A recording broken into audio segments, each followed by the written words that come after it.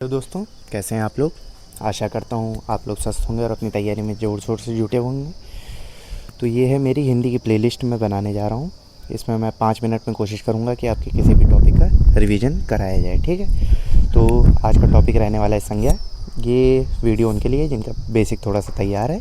ये basically revision के लिए मैं बना रहा हूँ। ठीक है, तो देखो, संज्ञा की पहले परिभाषा बता देता हूँ। किसी व्यक्ति, वस्तु, स्थान, भाव या प्राणी के नाम को संज्ञा कहते हैं। ठीक, देखो, संज्ञा की यदि आपसे पूछता है कि मुख्य भेद कितने हैं, तो आपको बताने हैं 3: व्यक्तिवाचक संज्ञा, जातिवाचक संज्ञा और भाववाचक संज्ञा।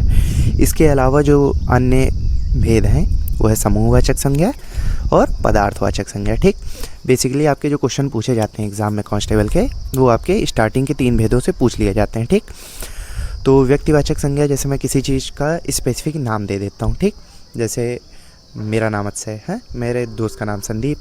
मैं किसी किताब का नाम आपको बता दूं, रामायण हो गया, बाइबल हो गया, लूसेंट हो गया, तो ये हो गया क्या कहते हैं, एक व्यक्तिवाचक संज्ञा। ठीक, किसी पर्वत का नाम बता देता हूँ, हिमालय। ठीक, किसी देश का नाम बता देता हूँ, भारत, तो ये हो जाता है आपका व्यक्तिवाचक संज्ञा। मीनिंग आपको जहाँ स्पेसिफिक नेम दिखेगा वहाँ आपका होगा व्यक्तिवाचक संज्ञा। ठीक, किसी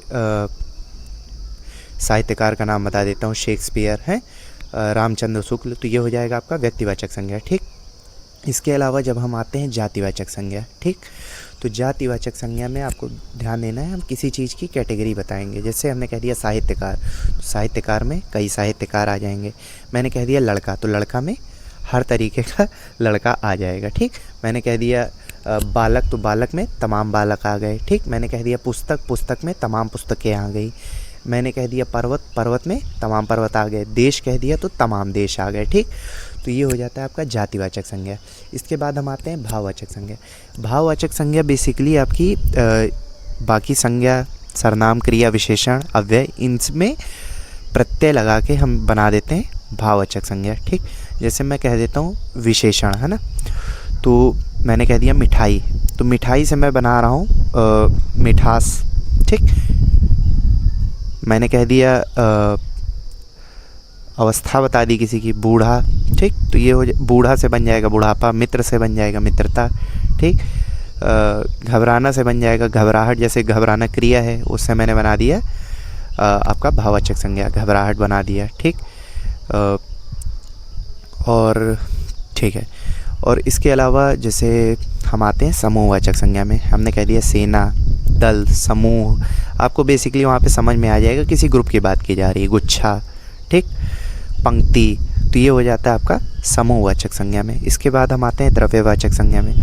तो द्रव्यवाचक संज्ञा, जैसे मैंने कह दिया पानी, तेल, हवा, ठीक, सोना, लोहा, पीतल, तांबा, जस्ता आदि, इस तरीके के, जैसे मैं किसी धातु का नाम ले रहा हूँ, पदार्थ का नाम ले रहा हूँ, तो ये हो जाता है पदार्थवाचक संज्ञा। ठीक, अब एग्ज़ाम में क्वेश्चन कैसे बनता है कि हमसे पूछ लिया जाता है कि व्यक्तिवाचक संज्ञा का जातिवाचक संज्ञा के रूप में प्रयोग, है ना। तो जैसे हमने कह दिया आज के देश में हरिश्चंद्रों की कमी नहीं है। हरिश्चंद्र क्या है, एक व्यक्तिवाचक संज्ञा, राजा हरिश्चंद्र की बात हो रही है। लेकिन जब हमने लोगों के संदर्भ में उसको प्रयोग किया है तो हमने कहा आज के युग में हरिश्चंद्रों की कमी नहीं है, तो हमने इसका जातिवाचक के रूप में, मतलब एक कॉमन नाउन के रूप में इसका प्रयोग कर दिया है। ठीक है, और इसी तरह में पूछ लेता है आपका जातिवाचक संज्ञा का व्यक्तिवाचक संज्ञा के रूप में प्रयोग। ठीक, जैसे हमने कह दिया शुक्ल जी के समान कोई अन्य साहित्यकार नहीं जन्मा। तो शुक्ल जी हम बेसिकली तो यूज़ कर लेते हैं, जैसे तमाम लोग होते हैं अपना सरनेम शुक्ला यूज़ करते हैं, लेकिन जब हम साहित्यकार के संदर्भ में प्रयोग कर रहे हैं कि शुक्ल जी के समान अन्य साहित्यकार पैदा नहीं हुआ, तो हमने इसको व्यक्तिवाचक के रूप में कन्वर्ट कर दिया है यहाँ पे, मतलब जातिवाचक संज्ञा का व्यक्तिवाचक संज्ञा के रूप में प्रयोग किया है। तो इस तरीके को क्वेश्चन आपको एग्ज़ाम में देखने को मिल सकते हैं। और अगर आपको कंटेंट अच्छा लगा तो इस चैनल सब्सक्राइब करें और ऐसी वीडियोज़ के लिए मुझे फॉलो करते रहें। धन्यवाद।